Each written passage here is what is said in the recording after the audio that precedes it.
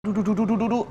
Aduh, Kenapa? dokter, Kenapa? ini Ya Allah. perut aku sakit nih, ini kayaknya mah aku kambuh deh nih. Ya Allah, Kak Aduh. Bekti, telat makan, belum Iya, makan. Tadi pas makan enak tuh makannya tuh. Makan bakso, terus asem pakai cuka banyak sama sambal banyak itu enak Ya banget. Aduh. Allah. Udah, tapi kok jadi perutnya sakit kok bisa begitu Jadi ya? ini udah makan tapi telat, tapi makannya bakso, pakai cuka, pakai sambal juga. Iya, Jadi iya. yang pedes-pedes sama yang asem-asem juga. Aduh, udah minum air hangat belum? Aduh, udah. Tapi kok perutnya gak hilang-hilang terus sekarang mual lagi sekarang. Aduh, makanya nih memang kalau misalnya Bekti ini memang pilihan makanannya ya dari bakso ditambah lagi yang asem-asem terus pedes-pedes. Emang sih pada saat itunya memang kita segar, tapi akibatnya kayak gini nih Kak Bekti. Apalagi kalau yang udah punya mahnya asam lambungnya memang tinggi, itu bisa kambuh je sakit mahnya. Gitu. Makanya nih, sekarang nih ya, kita nanti mau bikinin perasan air kunyit khusus buat Kak Bekti. Ya. Emang bener ya, di masa pandemi gitu tuh semuanya tuh terdampak gitu ya. Terus stres gitu, terus tetap produktif lagi gitu kan. Tapi emang air kunyit itu mah aku sembuh apa? Iya, memang kan ini air kunyit itu kan memang herbal sudah dari zaman dulu ya, udah dari orang-orang dulu. Tapi ini tuh bagus banget untuk menjaga kesehatan pencernaan kita. Nah, makanya nih langsung aja kita tanya, Dokter Ingrid, spesialis herbal, sudah siap menjawab semua pertanyaan kita. Udah datang. Ya aku udah ditanya. Pring, langsung datang. Tadi ada. Mohon maaf kita cuekin. Duduk ini, aduh, aku nggak enak ini perut aku dok. Aduh, aku mau nanya dok, ini fakta atau mitos ya dok ya? Ini kunyit bisa meredakan mah gitu bener dok? Iya, fakta atau mitos tuh dok? benar. Fakta ya? Fakta. Oh, kok bisa dok? Iya, karena kunyit itu mengandung senyawa aktif kurkuminoid ya. Kurkuminoid itu ada kurkumin, ada demotoksikurkumin, ada bisdemotoksikurkumin. Itu apaan dok? Itu zat-zat aktif yang ada di dalam kunyit, gitu ya.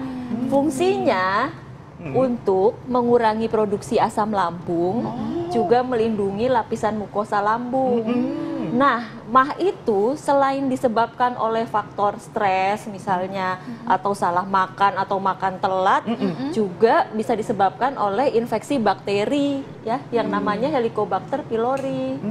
Nah, si kurkuminoid ini juga bisa bersifat antibakteri, bakterinya Helicobacter pylori ini. Wah, ini pas banget Tuh. karena memang kunyit ini ada kandungannya tuh antimikroba dan juga antiseptik.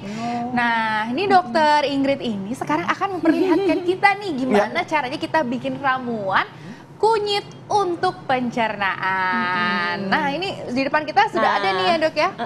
Ini nih kunyit ya, sekitar 2 rimpang, sudah diparut atau di blender boleh ya, antara diparut atau di blender, kemudian nanti diperas.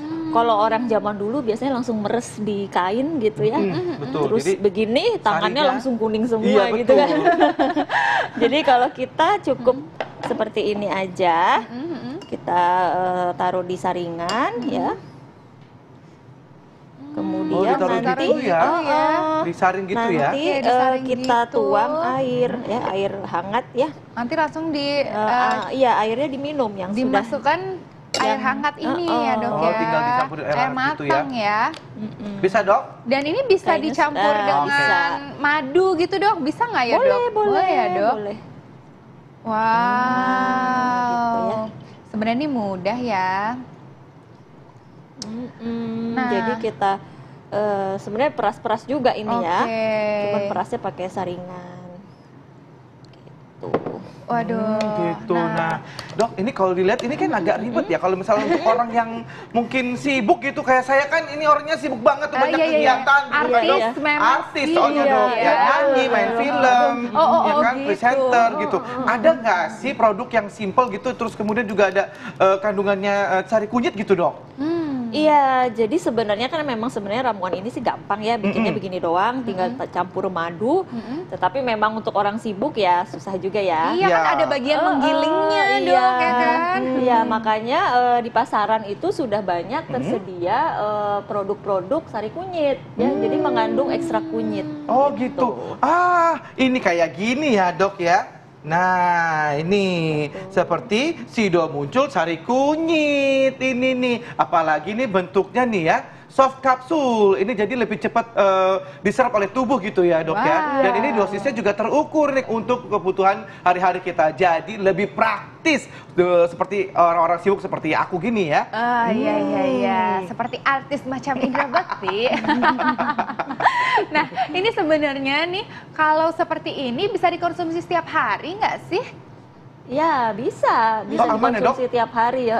Untuk produk yang mengandung sari kunyit atau ekstrak kunyit, itu untuk gangguan pencernaan memang dosisnya lebih tinggi sedikit daripada dosis untuk pemeliharaan ya. Jadi dosisnya bisa minum 3 kali 2 kapsul sehari. Nah, kalau aku nih punya masalah sama pencernaan seperti Mah ini, dosisnya seperti apa dok? Iya, itu dosisnya 3 kali 2 kapsul per hari. Kalau Oke. yang Untuk sehat pemelihara- tuh kayak aku kan kalau tadi Kak Bekti kan yang sakit. Kalau aku yang sehat gimana dok? Kalau yang sehat kita bisa minum 3 kali 1 kapsul. Oh gitu. Kenapa Kak Bekti? Ya, yang sehat aku yang penyakitan gitu ya. Tapi untuk proses penyembuhan gitu bisa nggak sih dok? Bisa dan aman ya. Iya. Wah, bagus banget ya kalau gitu ya nih ya. Banget ya memang.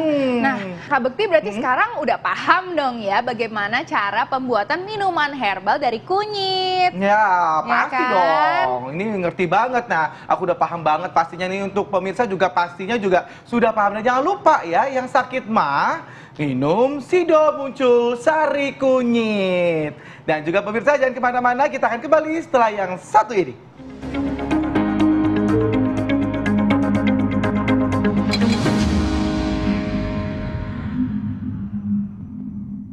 Ya, Iya, itu dia pemirsa. tadi adalah mengenai banyak penyakit karena penurunan imunitas Betul kita sekali, ya kan.